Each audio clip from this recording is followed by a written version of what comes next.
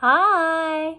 I don't know about you, but I'm really enjoying this book at the moment. And it's my turn to read the book, The Boy Who Grew Dragons, Chapter 5. The Tom Tom and Jerry Show. Tom Tom is big for a cat. In fact, he is ginormous. I'm pretty sure he's half tiger. And he's on the grumpy side.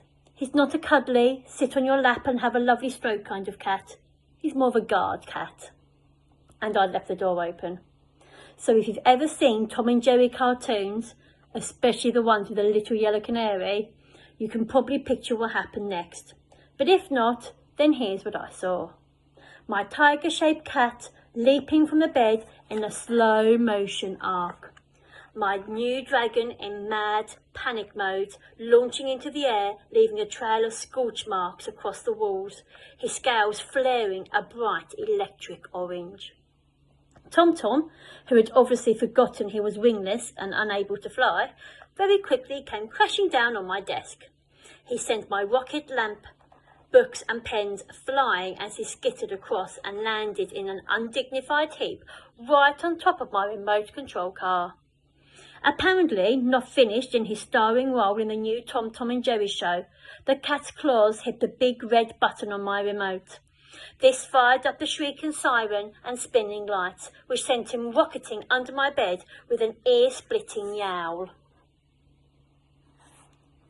I stared at the door. There was no way my parents would sleep through that racket, and I wasn't sure Lolly would either. The little dragon flew upwards and crashed into my lampshade. His claws ripped through the paper of the shade as he scrambled to hang on to the wire frame. For a moment he swung there upside down, not quite knowing what to do, before heading for the shelf where all my Lego models were lined up. He knocked his way past model after model, and I watched in horror as hours of painstaking building tumbled to the ground. Crash! Bang! I lunged just as Mum started to enter the room. I poked my head out, trying not to let my eyes drift over to the dragon perched on the shelf just behind the door. "What on earth is going on?" she hissed. Her eyes flickered to Lolly's door.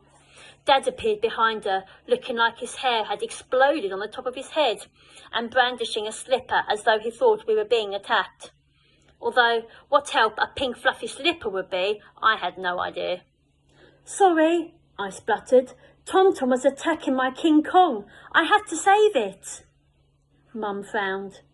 I could tell she wasn't convinced. She tried to peer past me to see inside, but I wedged my foot against the door. "What's that smell?" she asked, wrinkling her nose. I sniffed and caught the faint smoky tang in the air. As if on cue, the little dragon sent out another spark that crackled in the darkness of the room. "Nothing," I stammered. "Just, stinky cat smell. I'll give Tom Tom a bath tomorrow, I promise."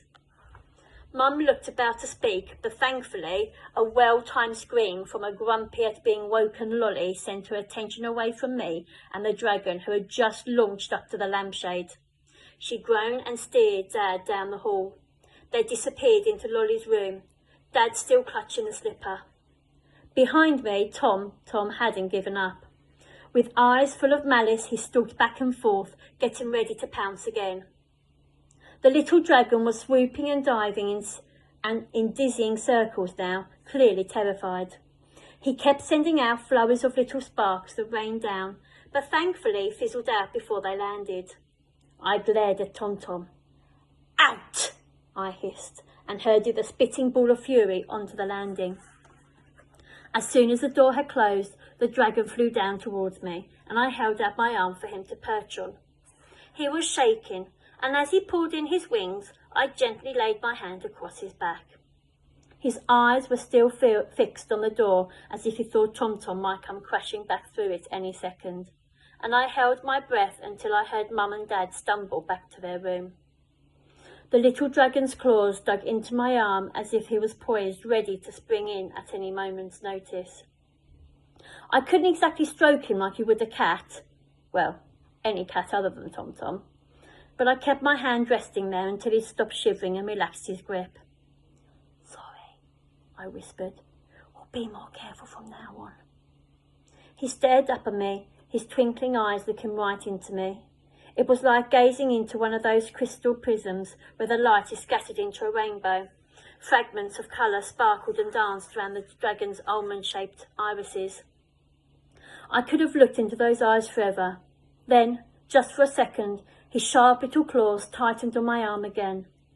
"I promise," I whispered. The grip loosened. The tiny creature seemed satisfied that it made his point.